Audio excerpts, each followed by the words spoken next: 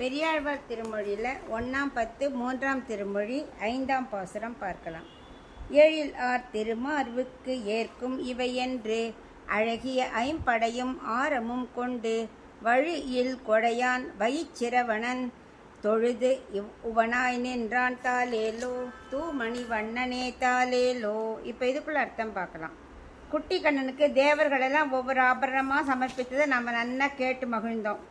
இப்போ குட்டி கண்ணனுக்கு திருஷ்டி வராமல் இருக்கிறதுக்காகவும் பூதனை சரடாசுரன் போன்ற அசுரர்களால் ஆபத்து வந்தது இல்லையா, கண்ணன் அழிச்சுட்டார். இருந்தாலும் பாதுகாப்புக்காக பொங்கும் பரிவோட திவ்யாயுதமான பஞ்சாயுதங்களை, அது பேர் என்ன, ஐம்படை தாலின்னு சொல்லுவா.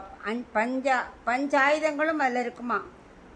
அந்த ஐம்படை தாலிங்கிற பதக்கத்தை ஒரு முத்து மாலையில் கோத்து குபேரன் அழிக்க வரான். அது யாருக்கு? மகாலட்சுமி அமர்ந்திருக்கும் கண்ணனோட திருமார்புக்கு பொருத்தமாக இருக்கும்னு நினச்சானா. ஏன்னா அழகிய திருமார்பு இல்லையா, ஏற்கனவே கண்ணன் அழகு, அதில் மகாலட்சுமி வேற அழகாக அமர்ந்திருக்கா. அப்படிப்பட்ட அழகான திருமார்புக்கு பொருத்தமாக இருக்கும் என்று அழகிய பஞ்சாயுதமான என்னென்ன ஆயுதங்கள், சங்கு பாஞ்சஜன்யம், அப்புறம் சுதர்சன சக்கரம், அப்புறம் சார்கவில், கௌமோதகி என்ற கதை, நந்தகம் என்ற வாள், இது அடங்கிய ஐம்படை தாலி என்ற பதக்கத்தை சமர்ப்பித்தார் குபேரன்.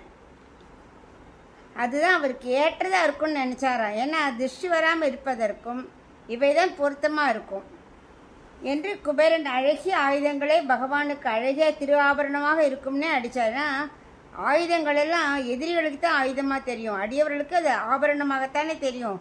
அதனால இந்த அழகிய ஆயுதங்களாக இருந்தாலும் அது அழகிய திரு ஆபரணமாகவே அடியாருக்கு தெரியும். அதனால அதை குபேரன் முத்து வடத்தில் அந்த ஐம்படை தாலிங்கிற பதக்கத்தை கோத்து குழந்தையோட கழுத்தில் பெரியாழ்வார் யசோதை அணிவிக்கிறதுக்காக கொடுத்தார். குபேரனுக்கு வைஸ்ரவணன் ஒரு பேர் உண்டு. ஏன்னாக்க விஸ்ரவசோட மகன் அவன், அதனால வைஸ்ரவணன் பேர்.